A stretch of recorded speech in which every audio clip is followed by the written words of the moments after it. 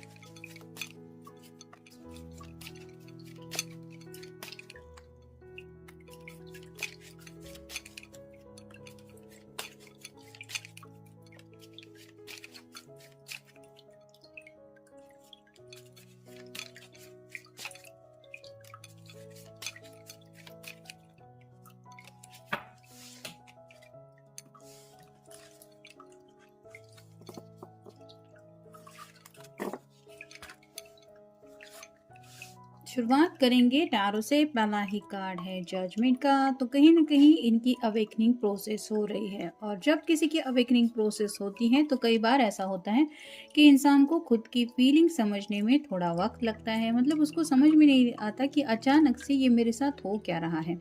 अगर पहले आप कह सकते हैं कि इतना ज़्यादा ये सीरियसली प्यार के कनेक्शन को नहीं ले रहे थे, तो अचानक से इनके अंदर ये बदलाव महसूस करने लगे, जिस वजह से सोल लेवल पे आपके बारे में सोचने लगे। मतलब सिर्फ आपके लुक्स नहीं, आपका ड्रेसिंग स्टाइल नहीं, आपका नेचर नहीं, उससे परे उनको लग रहा है कि कहीं ना कहीं आपके साथ उनका एक यूनिवर्स से जुड़ा रिश्ता है। और ये उनको कैसे महसूस हो रहा है, ये खुद के जज्बात समझने में शायद राइट नाउ वो बिजी है। फिर है द मून, पाइसिस यानी कि मीन राशि का कार्ड है। आपका या उनका साइन हो सकता है। तो रात रात भर ये पर्सन उसी ख्यालों में सोचते रहते हैं। मून रिप्रेजेंट करता है हमारे मन को भी। तो उनके दिल में रह रह के आपकी बातें याद आती है उनको, यानी कि आपके साथ बिताया हुआ वक्त हो, आपकी कही हुई बातें हो, या फिर आपका चेहरा भी हो।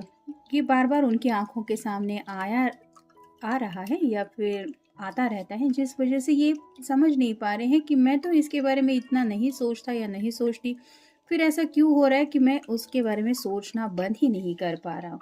और ये क्यों हो रहा है? क्योंकि अवेकनिंग प्रोसेस चल रही है। फिर है queen of wands, fire sign Aries Leo या फिर सैजिटेरियस, मेष राशि, सिंह राशि या फिर धनु राशि। यहाँ पे आप कह सकते हैं कि ये जो क्वीन है वो एक्शन लेने के लिए तो तैयार है, लेकिन जैसे यहाँ पे दोनों साइड में लायन दिखाई दे रहा है, जो मोस्टली रिप्रेजेंट करता है लियो को। तो हो सकता है कि ये पर्सन अपनी मर्जी के मालिक हैं, यानी कि अगर इनको लगे तो ही ये ज़िंदगी में आगे बढ़ेंगे या फिर उसके मुताबिक ही फैसले करेंगे। ये किसी की सुनने वाले पर्सन नहीं हो सकते। और इनको अब ऐसा लग रहा है कि मैंने तो कुछ और गोल सेट किया था, फिर अब ऐसा क्यों हो रहा है कि मैं पैशनेटली अपने गोल की बजाय पर्सन के बारे में सोच रहा हूँ। क्योंकि यहाँ पे भी आप देख सकते हैं इसके एक हाथ में बैंड है, यानी कि लाठी है, और दूसरे हाथ में फ्लावर है। ये दोनों एक दूसरे से कितने अपोजिट हैं। मतलब प्यार के कनेक्शन में अगर कोई आगे बढ़ना चाहता है तो इस लाठी का कोई काम नहीं है, वहाँ पे तो फूल ही लगेगा।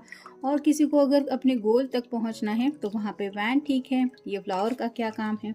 तो वैसे ही ये अपने दिल के जज्बातों में उलझे हुए हैं, क्योंकि काफ़ी ज़्यादा ये रोमांटिक कनेक्शन में आपसे जुड़ रहे हैं। फिर है जस्टिस, यानी कि तुला राशि, लिब्रा का कार्ड है। आपका या उनका साइन हो सकता है। यहाँ पे सॉर्ड का नुकीला सिरा नीचे की तरफ है, जो बताता है नो कॉन्टैक्ट जोन। बातचीत बिल्कुल भी नहीं हो रही और इस पर्सन को रह रह के इम्बैलेंस फील हो रहा है। यहाँ पे दोनों तराजू हैं, लेकिन एक तराजू ऊपर की तरफ है और एक तराजू नीचे की तरफ है, जो बताता है कि इस पर्सन को ज़िंदगी में बैलेंस की कमी महसूस हो रही है और सोच रहे हैं। जैसे यहाँ पे उल्लू है, जो बताता है रात के वक्त को। तो ये उल्लू की तरह जगते रहते हैं। बातचीत करने का मोस्टली इनका रात को मन ज़रूर होता है, लेकिन कहीं न कहीं ये अपने ही उलझनों में फँसे हुए होने की वजह से उनको समझ में नहीं आ रहा कि मुझे ज़िंदगी में बैलेंस क्यों नहीं महसूस हो रहा। मतलब काफ़ी ज़्यादा अधूरापन महसूस कर रहे हैं वो, आपके प्यार की वजह से। लेकिन वो ज़ुबान से ये सब बातें नहीं कहेंगे, क्योंकि यहाँ पे भी स्वॉर्ड का नुकीला सिरा नीचे की तरफ है। फिर है five of wands, fire sign Aries, Leo या फिर सैजिटेरियस, मेष राशि, सिंह राशि या फिर धनु राशि। ये जो भी पर्सन है जिनके साथ भी आप नो कांटेक्ट जोन में हैं, ये पर्सन अपने दोस्तों के मर्जी के मुताबिक कुछ कर रहे हैं। यानी कि हो सकता है किसी फ्रेंड ने इनको सजेस्ट किया था, तो उससे बातचीत करना बंद कर दे, फिर देख उसका रिएक्शन क्या मिलता है। यहाँ पे अगर कुछ लोगों के बीच में बातचीत बंद है, तो उसके पीछे वजह शायद उनके दोस्त भी हो सकते हैं। ज़रूरी नहीं है सबके साथ यही कार्ड रेजोनेट हो, लेकिन किसी किसी के साथ ऐसा हुआ हो सकता है कि अपने दोस्तों की बातों के ऊपर भरोसा करके ये बातचीत नहीं कर रहे हैं। फिर है द वर्ल्ड, कहीं ना कहीं अपने दिल की छोटी सी दुनिया के बारे में ज़रूर ये सोचते रहते हैं। मतलब दिल में तो काफ़ी ज़्यादा इनके ख्याल रहते हैं, लेकिन जैसे यहाँ पे आप देख सकते हैं ये कोशिश कर रही है इस सर्कल से बाहर आने की। वैसे ही आपके पर्सन है कुछ उलझनों में फंसे हुए हैं, वो भी अपने दिल की बातें हैं उनसे निकलने की कोशिश कर रहे हैं। और जब ये पूरी तरह से निकल पाएंगे तब शायद आप रीच आउट हो जाएंगे, लेकिन अभी तो आप कह सकते हैं कि दिल में ही काफ़ी ज़्यादा फंसे हुए हैं। फिर है five of cups, water sign, Cancer, Scorpio या फिर पाइसेस, कर्क राशि, वृश्चिक राशि या फिर मीन राशि। 3 कप छलक चुके हैं और ये पर्सन 2 कप की तरफ बिल्कुल भी नहीं देख रहे हैं। यहाँ पे पीछे की तरफ कप है जिसकी तरफ उनका ध्यान नहीं है, या आप कह सकते हैं नज़रअंदाज कर रहे हैं। तो किसी के बीच में शायद कुछ कहा सुनी हुई है, ये बार बार उन्हीं बातों के बारे में सोचते रहते हैं। मतलब आपको नहीं दोष दे रहे, ये खुद को ही ब्लेम कर रहे हैं और खुद के ही बिहेवियर के ऊपर उनको गुस्सा आ रहा है, जिस वजह से ये बातचीत नहीं कर रहे। और फाइनल कार्ड है द आर्टिस्ट, ये कार्ड सिर्फ इसी डेक में होता है। तो जैसे ये पर्सन कुछ इमेजिनेशन में ड्रॉ कर रहा है, अब इसके दिलो दिमाग में क्या है ये तो सिर्फ इसी को पता जो ये ड्रॉ करने की कोशिश कर रहा है। वैसे ही आपके जो पर्सन है वो काफ़ी ज़्यादा ख्यालों में खोए हुए हैं, और ख्यालों में खोए होने की वजह से उनको समझ में नहीं आ रहा कि वो रियलिटी को कैसे फेस करें।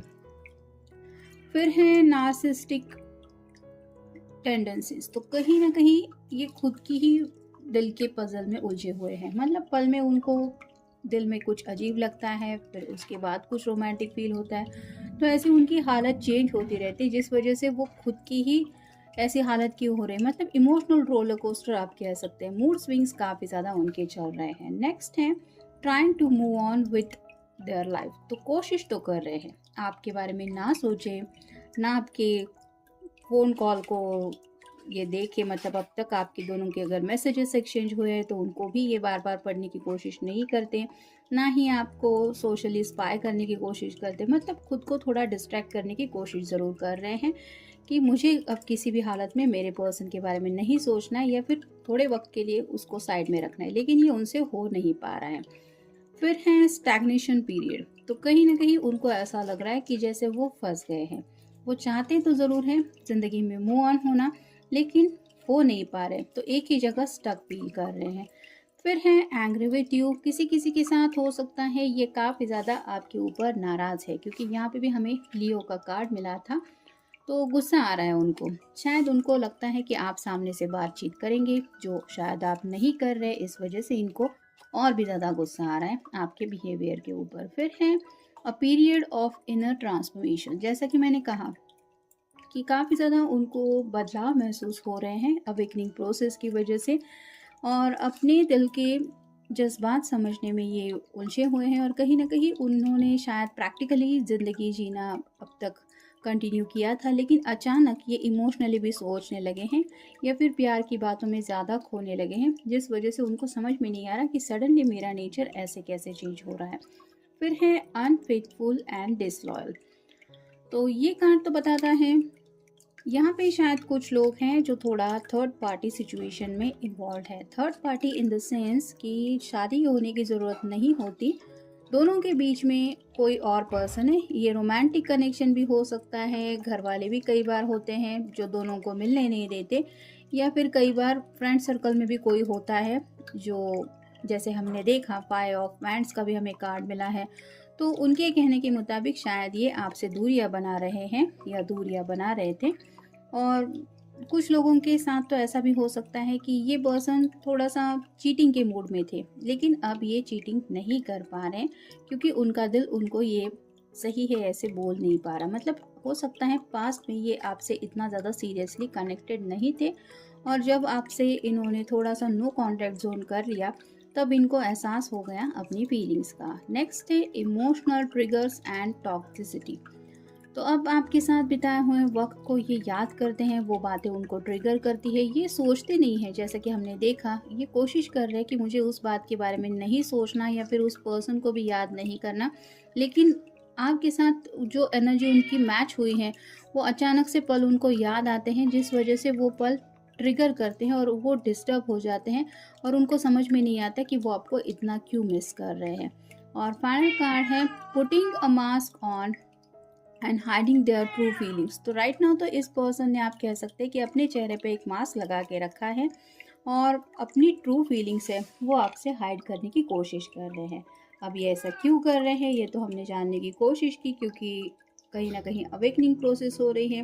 कहीं पे कुछ लोग हैं जो अपने फ्रेंड सर्कल में उनकी बातों में आ गए हैं और कुछ लोग हैं जो अपने दिल के जज्बात ही नहीं समझ पा रहे हैं। उनको खुद ही समझ में नहीं आ रहा कि मैं कैसे इसके बारे में इतना सोच रहा हूँ या सोच रही हूँ, जिस वजह से ये बातचीत ही नहीं कर रहे हैं, ना ही अपने जज्बात आपके सामने रख रहे हैं।